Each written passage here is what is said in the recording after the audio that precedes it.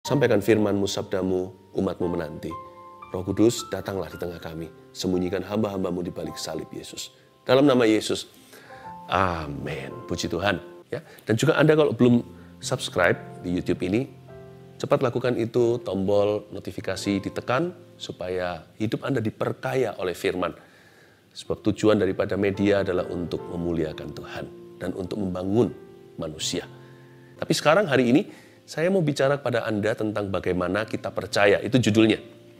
Buka bersama dengan saya di Ibrani pasal 4 ayat 1-7. Kasih judul yang saya sebut tadi. Bagaimana kita percaya. Jadi bukan sekedar percaya saja. Asal percaya nanti salah. Salah percaya salah semua. Hati-hati gunakan imanmu. Bukan hanya kuping, telinga, mata, dan tangan kaki kita. Seperti lagu sekolah minggu, tetapi hati-hati juga menggunakan iman. Iman jangan sembarangan. Iman memang timbul dari pendengaran.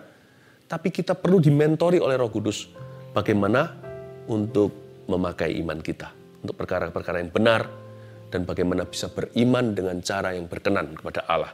Bagaimana kita percaya di Ibrani pasal 4, di Alkitab kita, judulnya adalah hari perhentian yang disediakan Allah.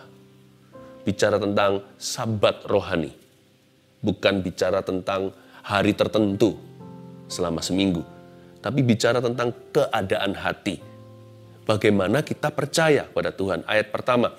Sebab itu baiklah kita waspada. Supaya jangan ada seorang di antara kamu yang dianggap ketinggalan. Sekalipun janji akan masuk ke dalam perhentiannya. Masih berlaku. Ayat ini berkata. Sebab itu baiklah kita waspada. Waspada di sini bukan hanya berjaga-jaga. Tapi harus punya pengetahuan yang benar juga. Jangan salah beriman. Jangan mengimani hal-hal yang salah. Supaya jangan ada seorang di antara kamu yang dianggap ketinggalan. Kata ketinggalan di sini digarisbawahi. Arti kata ketinggalan ini nggak jodoh sama berkat Tuhan. Nggak jodoh sama penyertaan. Dan juga tidak mengalami perkenanan. Rancangan Allah itu jauh dari hidupmu. Itu artinya ketinggalan. Ketinggalan itu seperti apa ya? Ketinggalan itu seperti Marta. Marta ini Tuhan sayang. Tuhan mengasihi mereka bertiga. Marta, Maria, dan Lazarus. Tetapi Marta ini selalu nggak tepat waktu. Bukan berarti dia lelet orangnya. Bukan. Tapi dia selalu nggak berbuah tidak pada musimnya. Di waktu dia harusnya berserah, dia malah justru berusaha mati-matian bekerja sampai-sampai suruh Yesus omelin sisternya. Itu Maria. Duduk diam di bawah kakimu. Ngapain itu? Aku sibuk di dapur sendiri. Harusnya dia itu duduk juga di bawah kaki Tuhan mendengarkan. Kesempatan seperti itu kapan datang lagi ya kan? Harusnya di musim dia berserah, dia malah berusaha bekerja sendirian. Salah tempat. Makanya dia ketinggalan. Yesus berkata, Maria ini memilih apa yang kekal. Tapi kamu sibuk dengan hal-hal yang sementara, perkara-perkara duniawi. Tapi nanti terbalik, pada saat dia harusnya berusaha, dia malah menyerah. Lazarus mati bukan? Waktu Yesus datang, masuk kota, apa yang terjadi? Marta ketemu. Marta malah justru pasrah dan berkata, andai kata engkau ada di sini, saudaraku pasti nggak mati. Tidak memberikan permohonan, tidak negosiasi, tidak sampaikan kerinduan hati. Malah pasrah. Bukan berserah, menyerah. Harusnya dia berupaya, berusaha. Lihat tuh Maria waktu datang. Dia mengucapkan kalimat yang sama, namun dia dengan sesengguhan. Dia memberikan satu signal pada Tuhan, Lord, I want you to raise him up. Aku ingin engkau membangkitkan dia dari kematian, sebab tidak ada yang mustahil bagimu, sebab engkaulah kebangkitan. Maria ini yang tepat waktu, berbuah pada musimnya. Di waktu dia berserah, waktu dia harusnya berserah, dia berserah duduk diam di bawah kaki Tuhan. Nggak sibuk sendiri di dapur sana. Tapi pada waktu harusnya dia berusaha, dia tidak menyerah. Dia lakukan sesuatu untuk saudaranya. Dia bersyafaat kepada Tuhannya. Pada Sang Juru Selamat. Sang Kebangkitan. Bangunkan adikku dari kematiannya. Tidak ada yang mustahil bagimu. Orang yang tidak punya pengetahuan yang benar, pengenalan akan Allah, dia biasanya akan selalu ketinggalan. Nggak jodoh melulu, selalu papasan. tidak pernah bertemu dengan yang namanya rancangan-rancangan Allah. Saya ulang lagi ayat 1, sebab itu baiklah kita waspada supaya jangan ada seorang di antara kamu yang dianggap ketinggalan. Sekalipun janji akan masuk ke dalam perhentian yang masih berlaku. Ini sahabat rohani, bukan memelihara hari. Kalau kita di Indonesia, kita itu hari Minggu, hari libur nasionalnya. Setiap minggu kita liburan, istirahat sehari. Tapi kalau di tempat lain mungkin hari Jumat. Di negara lain mungkin hari tertentu. Nggak apa-apa, ikuti aja kebijaksanaan pemerintah. Tidak ada satu hari yang lebih holy, itu nggak ada. Yang penting kita istirahat dari waktu ke waktu. Tapi yang disebut dengan tempat perhentian yang masih berlaku, itu bicara tentang the finished work of Jesus Christ. Ini bukan bicara tentang hari tertentu, atau bulan apa, atau full moon. Jangan percaya gitu-gitu, nggak ada superstisi di dalam firman Allah. Yang ada hanyalah iman bahwa segala sesuatu dikuduskan.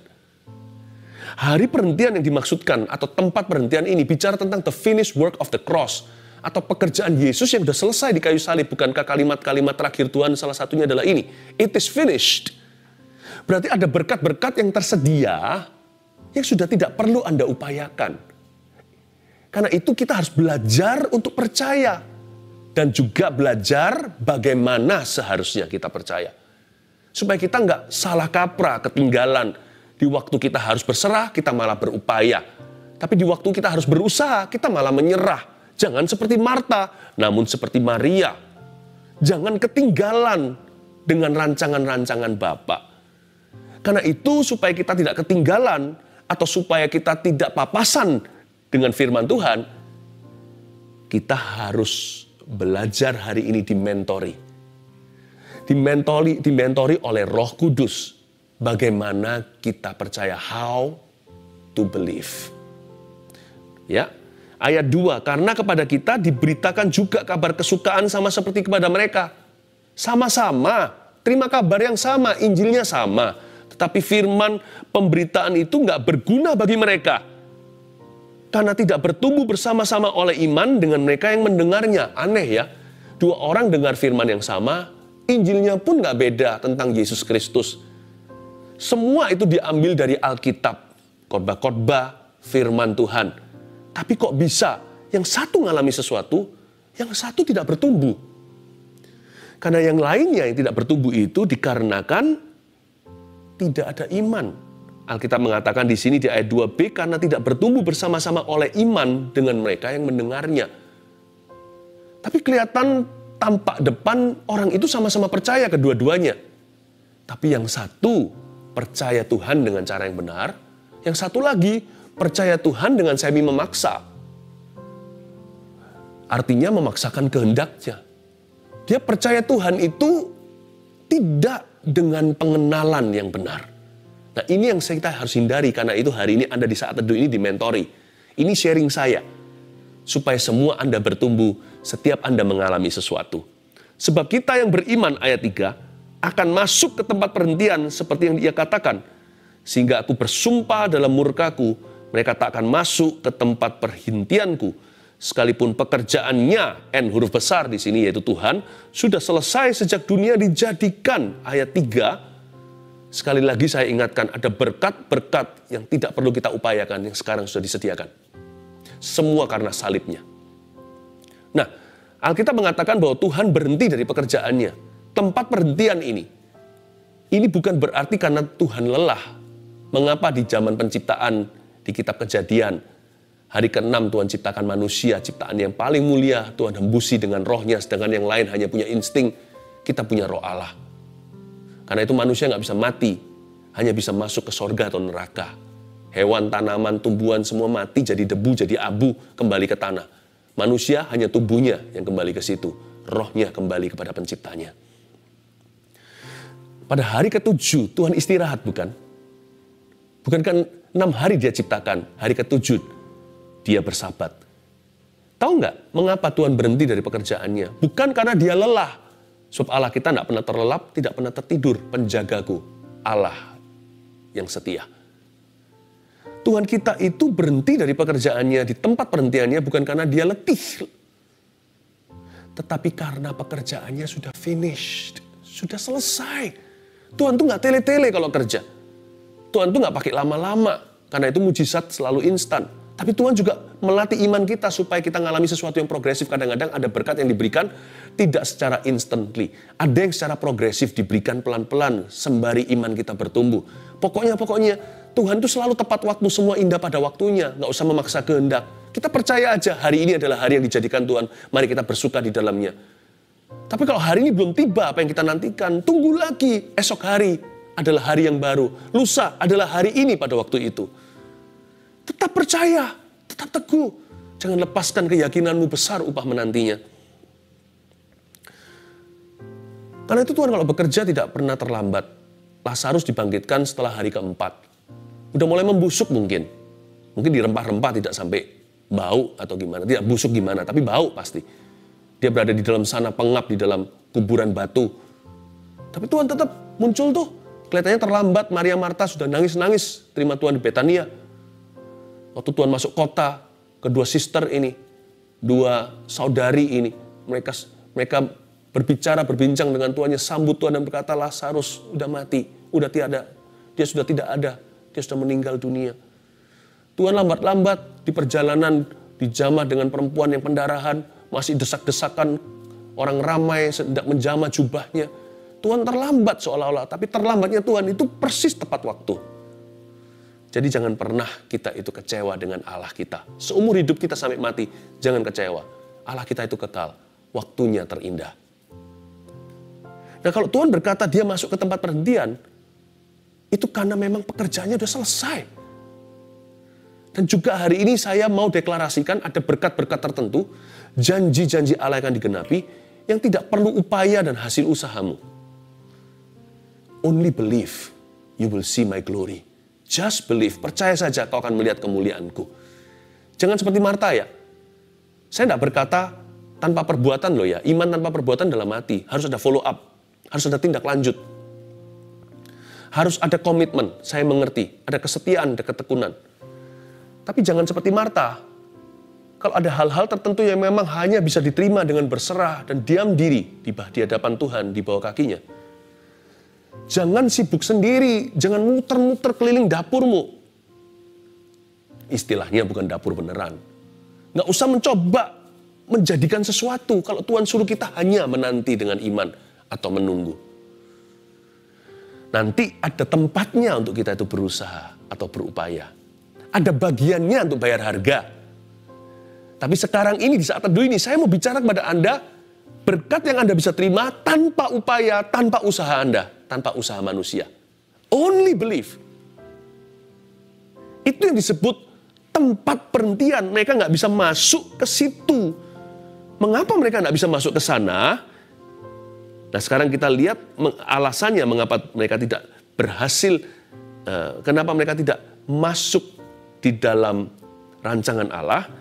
Di ayat berikutnya, di ayat 4 dikatakan, sebab tentang hari ke-7 pernah dikatakan dalam suatu nas dan Allah berhenti pada hari ke-7 dari segala pekerjaannya. Sekali lagi bukan karena lelah, Allah kita tidak letih lesu, dia tidak pernah tertidur terlelap, tapi selesai sudah pekerjaannya. Your healing is already paid for. Kesembuhanmu sudah dibeli, sudah dibayar dengan harga mahal, apalagi keselamatanmu. Pengampunan dosa itu ada, dan Tuhan sudah sediakan bagi Anda. Bahkan jawaban-jawaban doa yang Anda tidak bisa usahakan di luar kapasitas manusia. Tuhan sudah menyediakan sebuah mujizat bagi Anda. Percayalah, sekalipun kalau itu progresif, berjalanlah dengan Roh Kudus. Jangan berhenti di sini. Dan dalam nas itu kita baca ayat 5, mereka tak akan masuk ke tempat perhentianku. Jadi sudah jelas ayat 6, bahwa ada sejumlah orang yang akan masuk ke tempat perhentian itu, sedangkan mereka yang kepadanya lebih dahulu diberitakan kabar kesukaan itu, malah nggak masuk karena ketidaktaatan mereka. Jadi ayat 6 dibagi dua kemah. Ada perbedaan, ada orang yang masuk ke tempat perhentian, alias ada orang yang mengalami penggenapan janji, tapi ada orang yang tidak masuk karena ketidaktaatan mereka.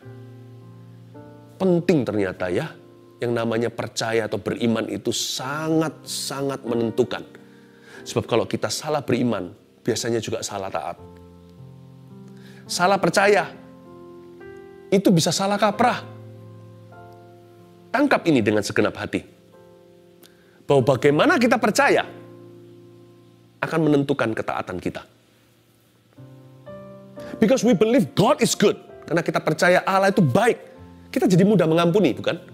Karena kita percaya Allah sudah mengampuni semua dosa kita. Orangnya jadi murah hati terhadap sesama.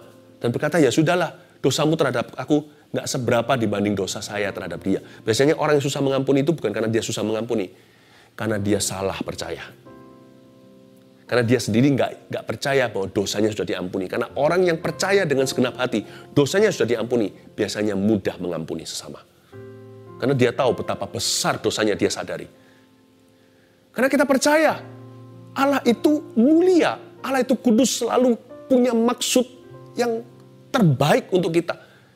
Kita nggak pernah taruh rasa curiga. Orang begitu nggak bisa kecewa sama Tuhan sekalipun doanya belum dijawab. Karena dia tahu dia siapa. Dia tahu dia hamba, Tuhan itu Tuhan. Tuhan di atas segala Tuhan malahan. Tuhan itu layak, kita nggak layak. Karena orang percaya dia itu suci dan kudus. Makanya dia nggak bisa kecewa. Orang yang bisa kecewa sama Tuhan karena dia merasa dia itu somebody. Dia merasa Tuhan hutang sama dia. Dia lupa dosanya. Karena kita percaya Tuhan itu memberkati kita. Susah payah tidak menambah. Kita bisa prioritas waktu. Bukan berarti orang yang malas lembur boleh. Tapi kita tidak lagi hatinya melekat pada perkara duniawi seolah-olah kita harus kaya demi untuk tunjukkan pada orang lain supaya kita merasa gagah di hadapan mereka. Sumber rasa aman kita nggak ada di sana. Salah percaya biasanya akan jadi cukup parah ujungnya, yaitu salah hidup. Jangan hanya sekedar percaya. Kuncinya di bagaimana percaya. Kita lanjutkan dulu, nanti saya berikan 3 poin seperti biasa. Sederhana untuk Anda catat dan ingat. Ayat 7, ayat terakhir. Sebab itu ia menetapkan pula suatu hari, yaitu hari ini. Ketika ia setelah sekian lama berfirman dengan perantaraan Daud seperti dikatakan di atas. Pada hari ini, jika kamu mendengar suaranya, janganlah keraskan hatimu. Ayat 7 menunjuk ke satu hari sepanjang minggu, namanya today, hari ini. Pada hari ini jika kamu mendengar suaranya, jangan keraskan hatimu. Jadi ternyata bukan hari Sabtu seperti orang Yahudi atau hari Minggu seperti orang Indonesia, atau hari Jumat di Pakistan. Masyarakat di sana liburannya bukan hari Minggu malahan. Setahu saya dulu ya, nggak tahu kalau sekarang udah berubah. Ternyata Tuhan nunjuk, hari ke-7 itu selalu bisa terjadi. Hari ini harinya Tuhan. Lagu sekolah minggu ingat? Harinya Tuhan, mari kita bersukaria. Hari ini harinya Tuhan, mari kita bersukaria. Hari ini harinya Tuhan. Lalu ditambah ini. Jadi lebih bermakna lagu ini. Hari Senin, hari Selasa harinya Tuhan. Hari Rabu, hari Kamis harinya Tuhan. Hari Jumat harinya Tuhan. Hari Sabtu harinya Tuhan. Hari Minggu, setiap hari harinya Tuhan. Pada hari ini, this is the day that the Lord has made. I will rejoice and be glad in it. Hari ini harinya Tuhan, mari kita bersukaria. Bersuka di dalam Tuhan. Hari ini, ayat 7 bicara tentang ini. Bahwa orang-orang yang percaya kepada Tuhan, tiap hari istimewa. Betapa powerful ya. Kenapa kita mengeluh? Karena kita nggak percaya Tuhan itu nyata. Kalau kita percaya Tuhan itu pribadi, Tuhan itu kasih, Tuhan itu serba mampu, serba bisa, tiada yang sulit baginya. Tiap hari jadi istimewa. Saya doakan ya, mulai hari ini Anda mendengar firman ini, hari-hari Anda akan dibaptis oleh Tuhan. Tidak ada hari yang terbuang sia-sia, malah justru, kalau satu hari di sorga itu 1000 tahun di bumi, seperti lagu Musa, seperti dikatakan kitab Mazmur contohnya. Saya doakan, hari-hari yang terlewatkan dulu terbuang sia-sia dalam hidupmu atau yang dicuri oleh iblis, dimakan oleh belalang pelahap. Ini kan menjelang akhir tahun nih, take-nya ini. Sekarang ini November 2020. Kita sebentar lagi sudah penutupan tahun masuk 2021. Tahun ini seperti ditelan corona. Tapi nggak semua orang-orang hidup bagi Tuhan tetap kuat dan bertindak. Kalau kita nggak mengeluh, kita nggak akan berakhir di padang gurun. Kita akan masuk ke tanah Kanaan, tanah perjanjian. Tapi saya doakan, tahun depan ini, memasuki maksudnya ini sekarang kan penghujung tahun, nanti tahun depan, saya doakan, 1 harimu di tahun 2021, seolah-olah 3 hari di tahun 2020.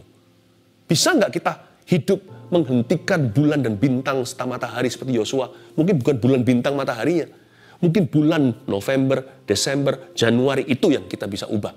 Hari-hari di dalamnya yang bisa bermakna. Ada orang yang hidupnya nyantai saja, laid back sekali. Tidak punya tujuan, tidak bermakna. Tiap hari waktu itu seolah-olah seperti dibuang sia-sia. Seperti orang buang cash seperti ini kali. Seperti orang buang air yang berharga di padang gurun. Dituang gitu aja, tidak diminum. Lalu kena ke pasir, menguap ke udara. Banyak orang itu sia-sia hidupnya. Tapi pernahkah Anda melihat, ada orang lain lagi, hidupnya begitu penuh, begitu bermakna, begitu berguna, begitu berdampak, begitu penuh dengan penyertaan. Coba compare, bayangkan 2 orang demikian. Anda yang mana? Mungkin Anda bisa jawab sendiri. Kadang-kadang nggak fair ya hidup ini. Orang ini buang-buang 24 jam, padahal 1 hari sama dengan orang itu. Tapi orang ini 24 jamnya rasanya kurang-kurang. Untuk kerjaan, untuk orang lain, untuk keluarga. Wah, berbuah-buah. Hidupnya seperti di fast lane, seperti di jalan tol surga. Yang satu ini seperti di selokan.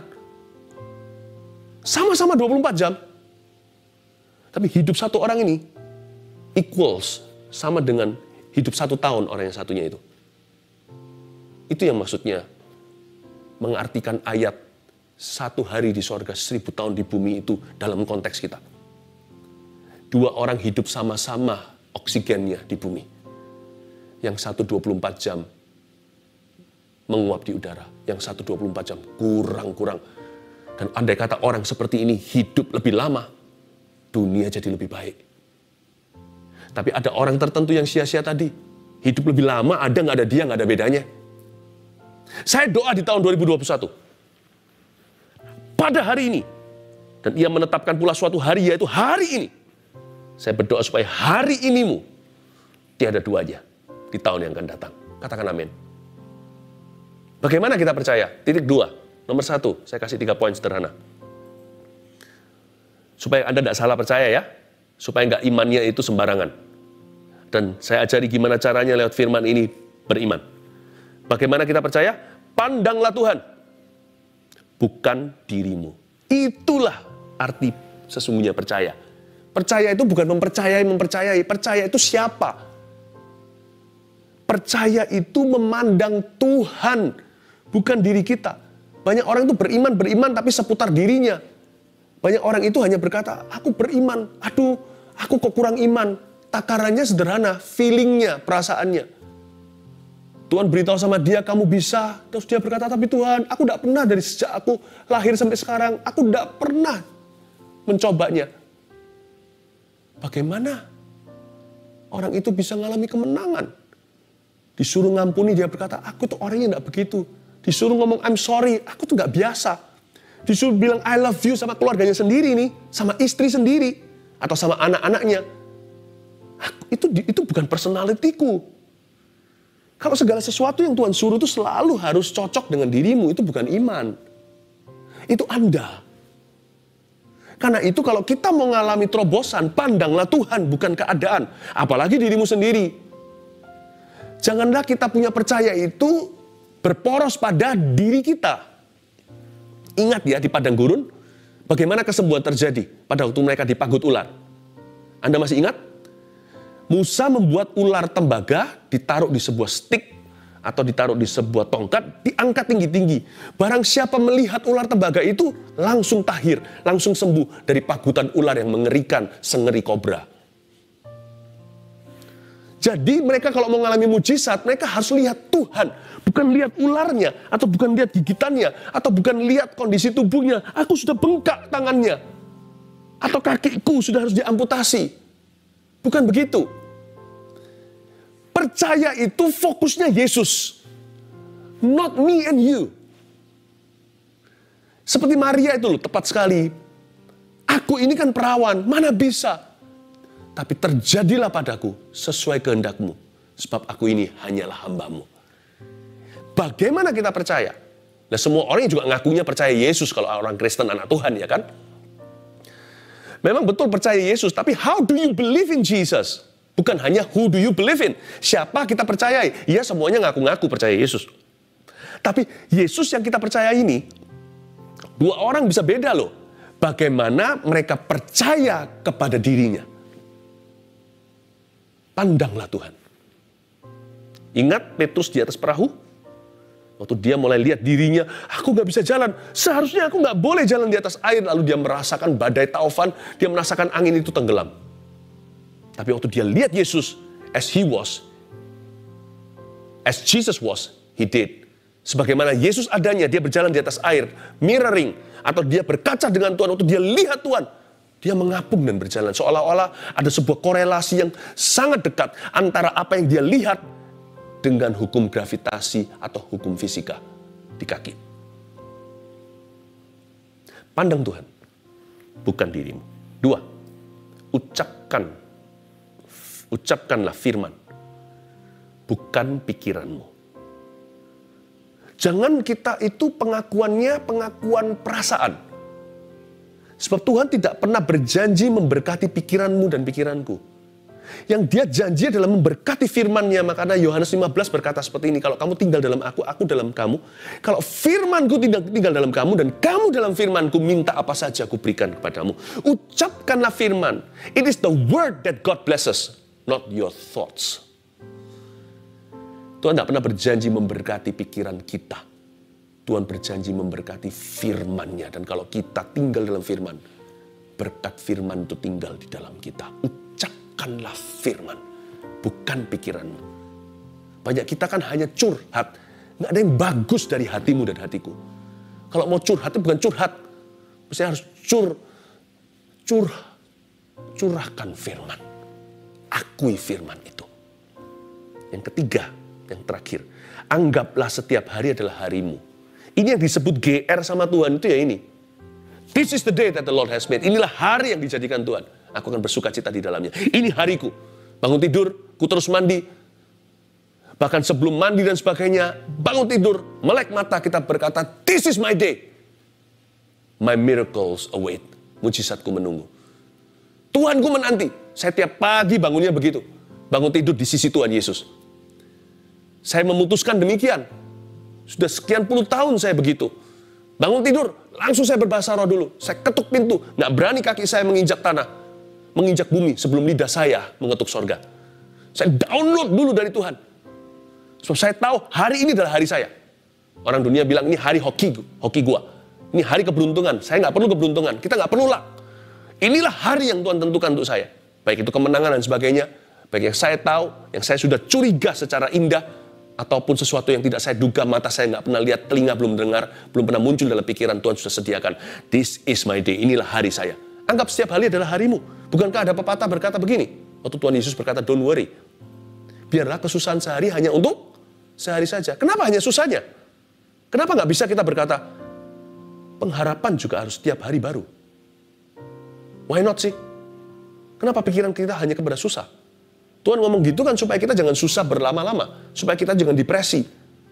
Biar kesusahan sehari hanya untuk sehari. Supaya cari Tuhan lagi.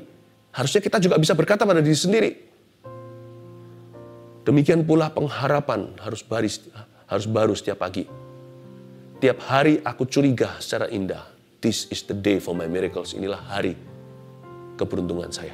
Inilah hari kemenangan saya. Inilah hari Tuhan akan menilik saya. Inilah hari Tuhan akan menolong saya. Inilah hari Tuhan akan mengulurkan tangan dari surga. Inilah hari Tuhan mendengar saya, menjawab doa saya. Minimal, inilah hari yang akan Tuhan sertai. Sekalipun tak ada satupun yang saya sebut tadi sudah terjadi atau akan terjadi hari ini. Amin. Bagaimana kita percaya? Jangan hanya percaya pada Yesus. Bagaimana percaya sama Yesus itu lebih penting? Atau sama penting minimal. Bagaimana kita percaya? 1, pandanglah Tuhan, bukan dirimu. 2, ucapkanlah firman, bukan pikiranmu. 3, anggaplah setiap hari adalah harimu. Dan hari ini adalah harinya Anda. Percayalah dengan segenap hati.